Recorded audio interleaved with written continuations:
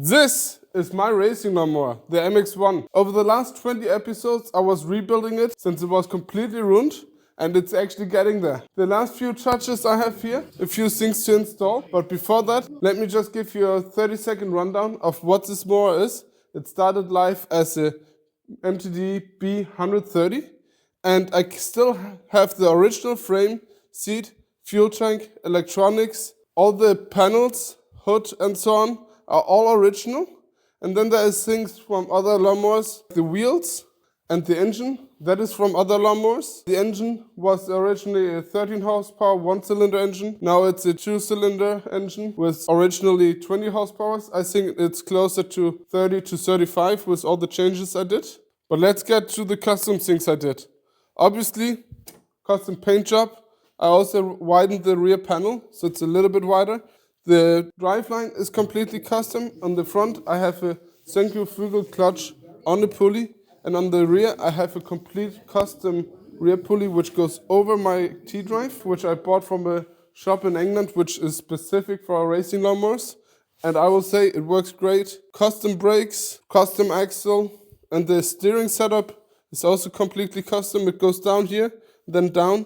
And then there's actually a chain drive. So it's a chain steering going to the front of the pivot point here. So there was, I don't know how many hours in it, but a lot. But with that, let's start with the oil change. To do the oil change, I had to remove the starter motor because this bolt was really tight. My setup is that I have a little hole here and I use a bag so it drains into the catch can.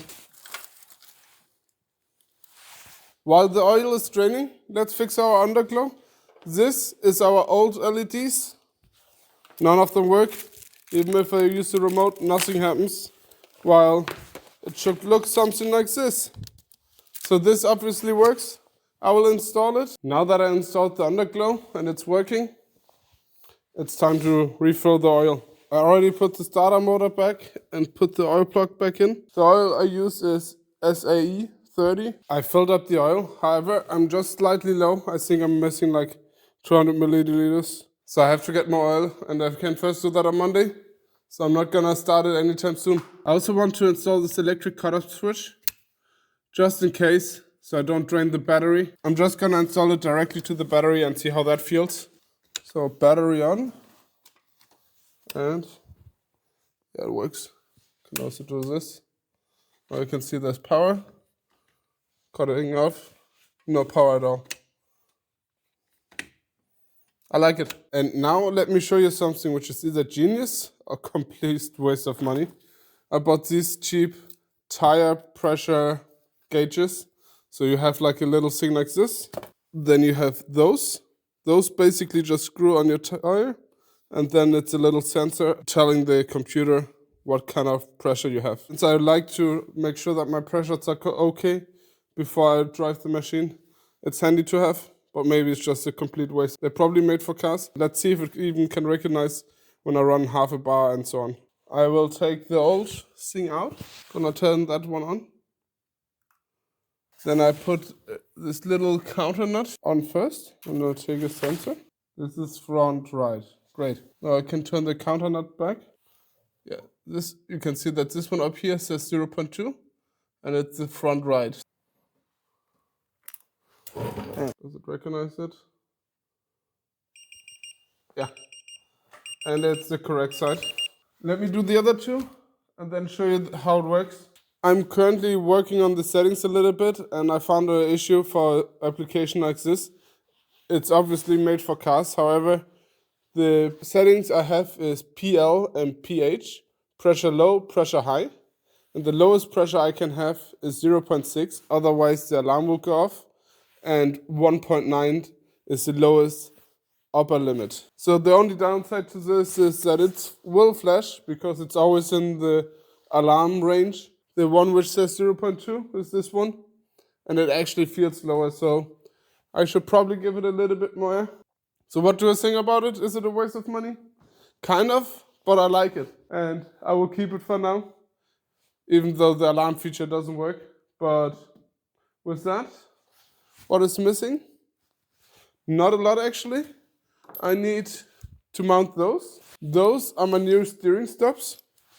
For the people who haven't seen this already, This is my steering. It's a chain-driven steering. And what is missing is the bump stops. I had 2 nuts here, which I punched off, and I will replace them with some little bit beefier. Before I had a M10 bolt, and now it's gonna be a M16. So it's gonna be way tougher. The M10 just bent, and I will also shorten it, so the chances of bending it will be much less. As you can see here, I used a magnet to hold the nut in place, and I actually lowered the assembly, so it doesn't hit on this plate, but over here. And the reason why I did that is that the bolt doesn't need to go as far out, meaning the likelihood of bending is much less. I cleaned it up, both the bolt and the plate over here, so I'm ready to weld, and that's what I'm gonna do. I finished welding, and I took the bolt out. It's a little bit of a weird bolt, so I did some cuts so I can use the screwdriver to get it out. And I will use this tape, which I just will put around so it doesn't rattle and fall out or comes out of adjustment. Technically, this is meant to seal the ends of pipes and stuff. I could also use something like thread lock.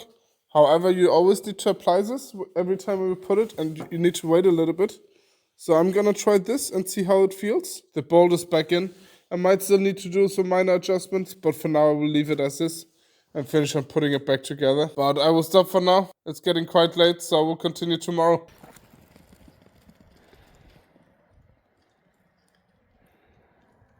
It's the next day, and I will start by mounting a catch can. For that, I will route this breather tube differently. I will drill a hole right here, and then have a bottle around here. So it's a little bit out of the way and away from the heat, and then I will put the motor cover back on.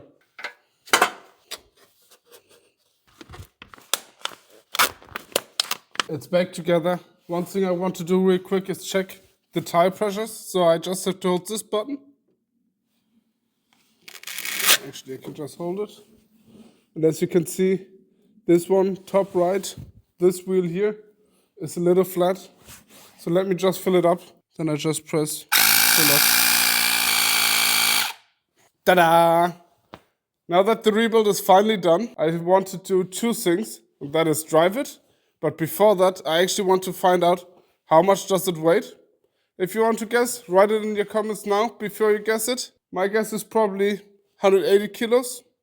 Might be much more, might be a little bit less. Originally, it was around 130, but I added a bunch of metal, so I really have no idea.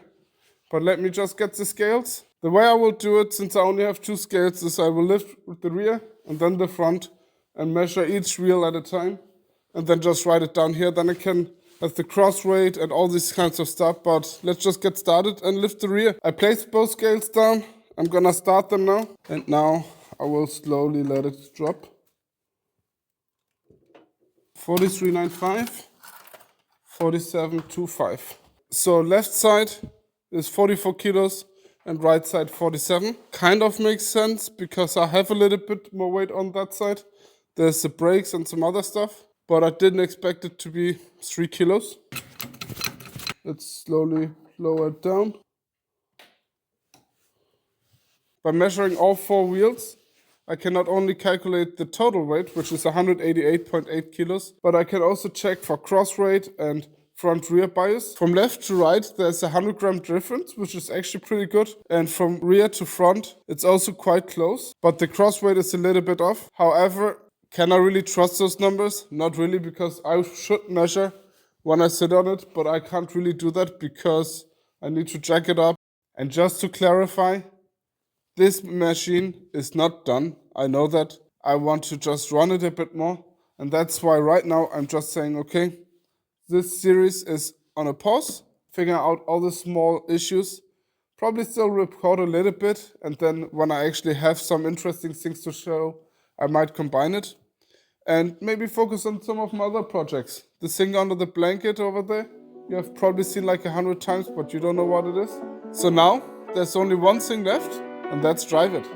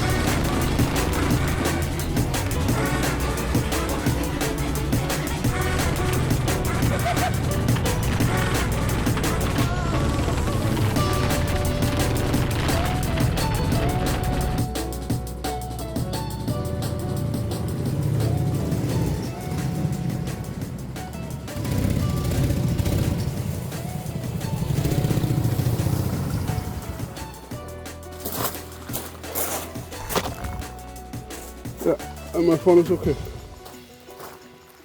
I don't know if the camera's picking it up. I got mud in my face. It's starting to rain, so I will stop for now. And yeah, my carburetor fell off. In the end I was just running with one cylinder. But there was a point where I basically jumped it. I don't know if the camera will pick it up, but I hope it did. But with that, thank you so much for watching. Maybe consider subscribing. See you in the next episode. Goodbye.